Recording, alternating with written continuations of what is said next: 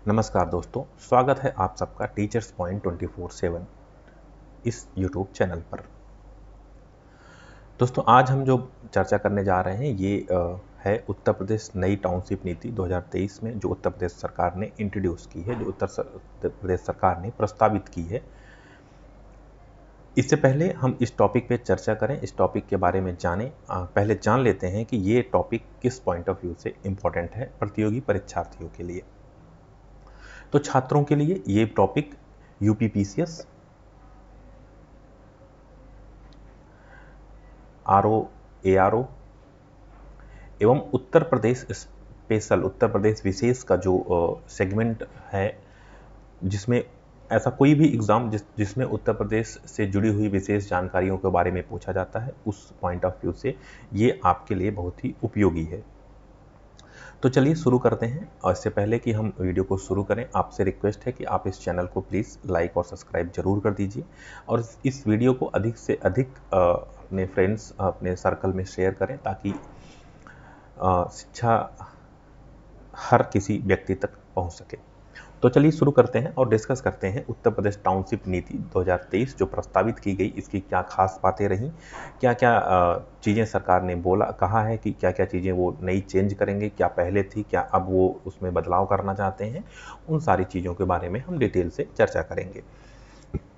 तो सबसे पहले अगर बात करें उत्तर प्रदेश टाउनशिप नीति की, तो दरअसल 14 मार्च को जो मीडिया से जानकारी मिली उसके अनुसार उत्तर प्रदेश सरकार शहरों में लोगों की आवासीय जरूरतों को पूरा करने के लिए नियमों में कई संशोधन करने जा रही है और इसी संशोधन को उत्तर प्रदेश सरकार टाउनशिप नीति, उत्तर प्रदेश टाउनशिप नीति 2023 के नाम से इंट्रोड्यूस कर रही है। इसके लिए मुख्यमंत्री, जो करंट के मुख्यमंत्री हैं योगी आदित्यनाथ के समक्ष जो प्रस्तावित की गई है उत्तर प्रदेश टाउनशिप नीति 2023, वो क्या किया गया है, वो प्रस्तुत किया गया है ताकि वो उस पर विचार कर सकें। तो जो पहले नीति थी उसमें भी इन्होंने कुछ बदलाव किए हैं और कुछ नई चीज़ें इंट्रोड्यूस करी हैं, उसी को ये उत्तर प्रदेश नई टाउनशिप नीति के नाम से 2023 के नाम से प्रस्तावित कर रहे हैं। तो क्या खास बातें जुड़ी हुई हैं इस टाउनशिप नीति 2023 से लेकर के, उस पर भी हम उनके जो कुछ विशेष बिंदुओं हैं उसकी भी हम लोग चर्चा करेंगे और जो एग्ज़ाम के पॉइंट ऑफ व्यू से महत्वपूर्ण हो सकता है उसकी भी हम लोग यहाँ पे बात करेंगे। तो चलिए आगे बढ़ते हैं और जानते हैं कुछ महत्वपूर्ण बिंदुओं के बारे में जो उत्तर प्रदेश टाउनशिप नीति के अंतर्गत इंट्रोड्यूस किया जा रहा है, नया प्रस्तावित है ये टाउनशिप नीति उसके अंतर्गत।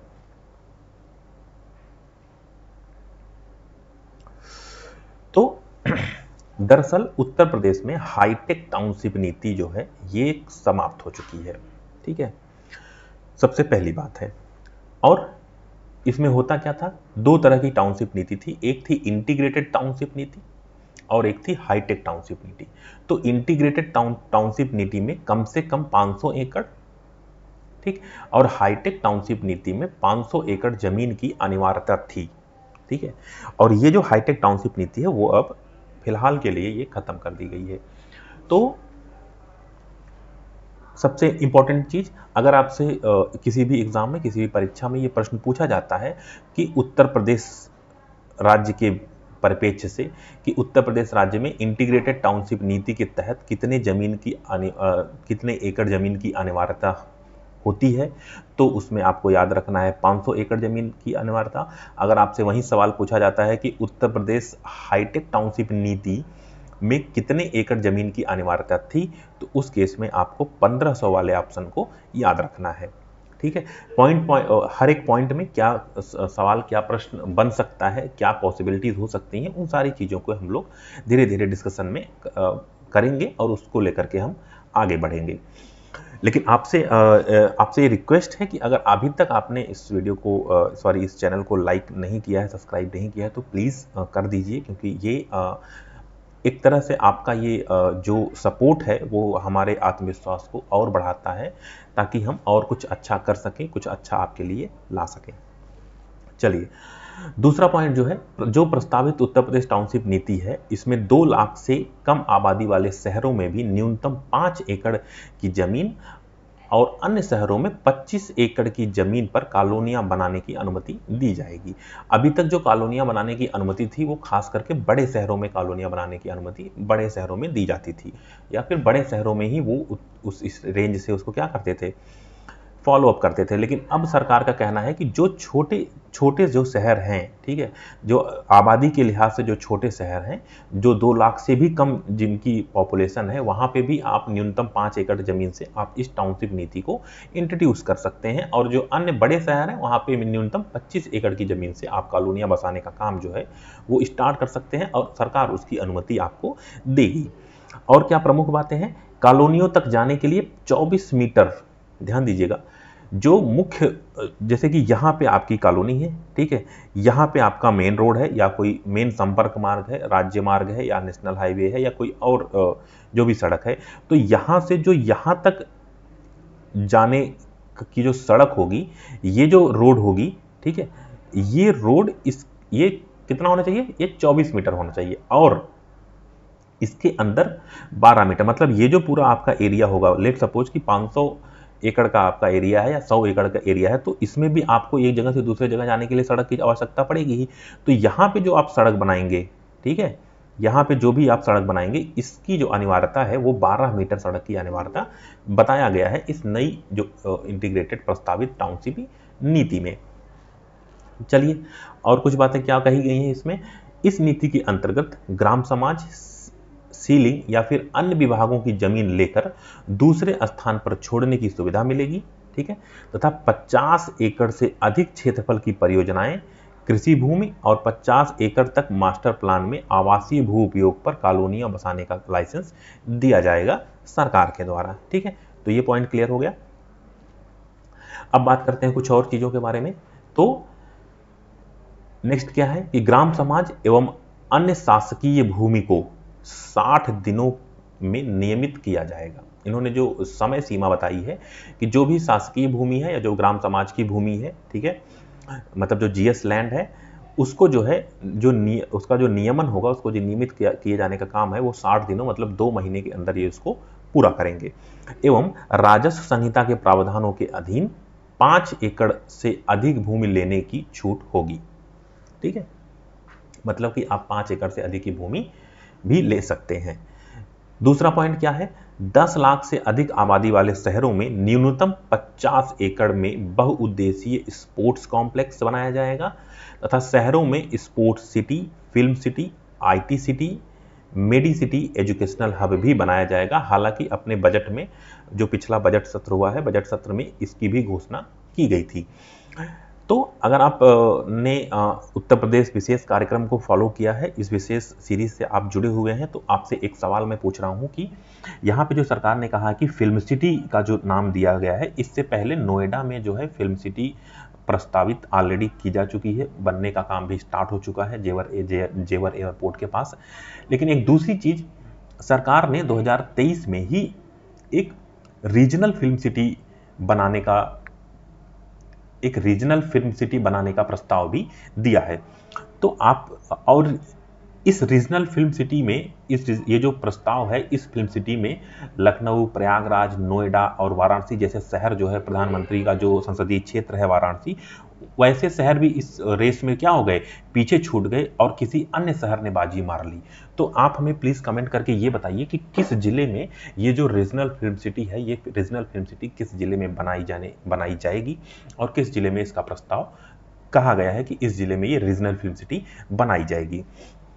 आईटी सिटी की बात करें तो लखनऊ में ऑलरेडी एक आईटी सिटी है और अन्य शहरों में भी आईटी सिटी बनाए जाने का प्रोग्राम रखा जा रहा है, ठीक है।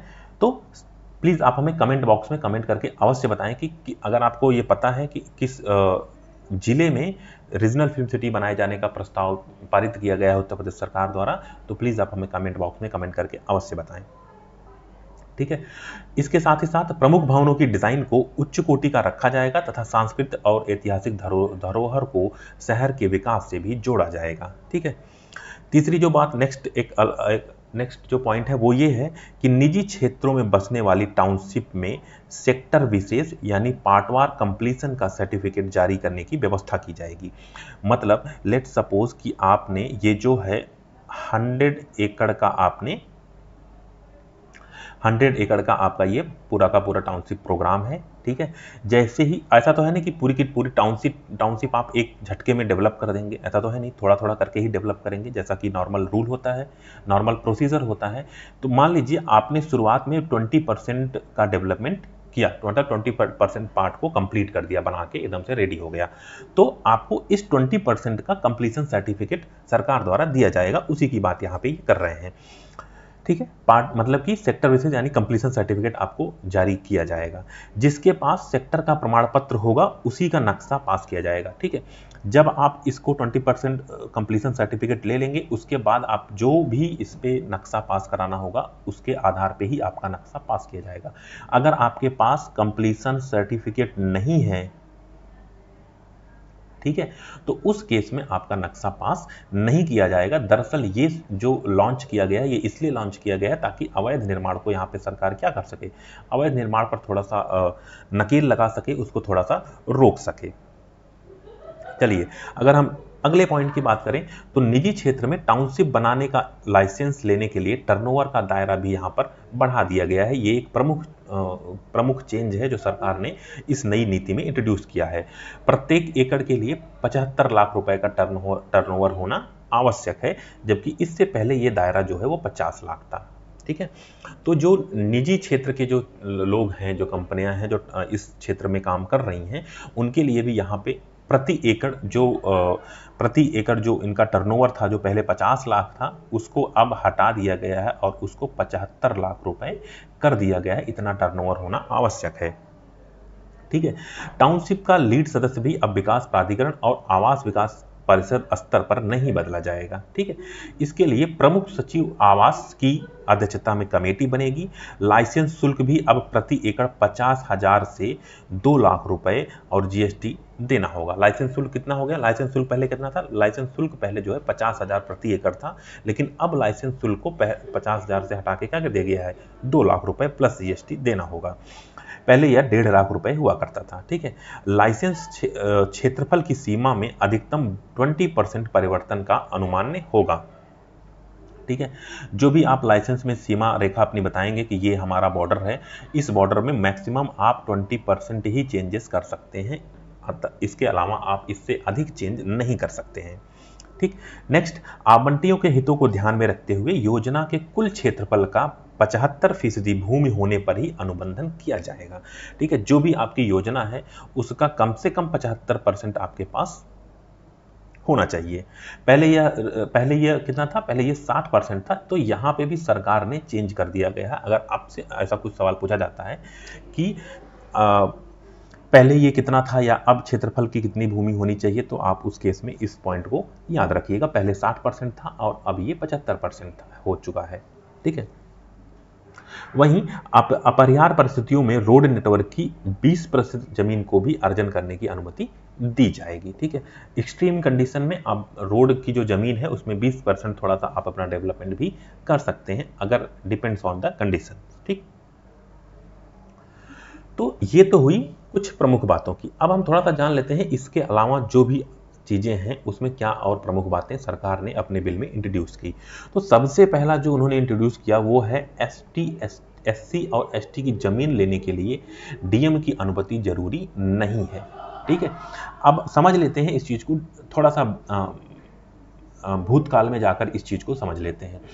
दरअसल बीएसपी मायावती जब मुख्यमंत्री थी तो उन्होंने ये रूल किया था कि एसटी और एससी की जमीन कोई भी जर्नल या फिर ओबीसी का व्यक्ति इनकी जमीन को खरीद नहीं सकता है।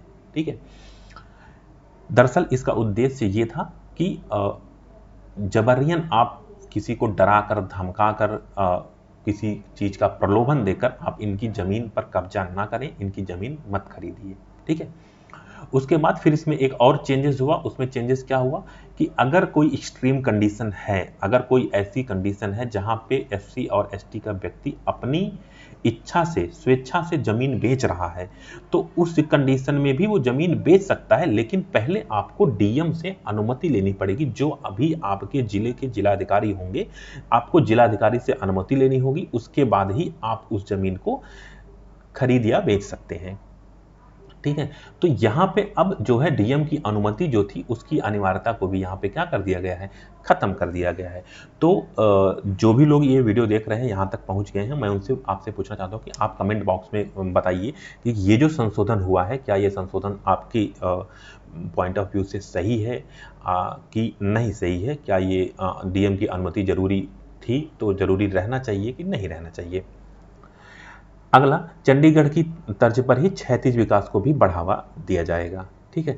पैदल चलने वालों के लिए पर्याप्त फुटपाथ यानी पटरी की भी व्यवस्था की जाएगी सड़कों के किनारे।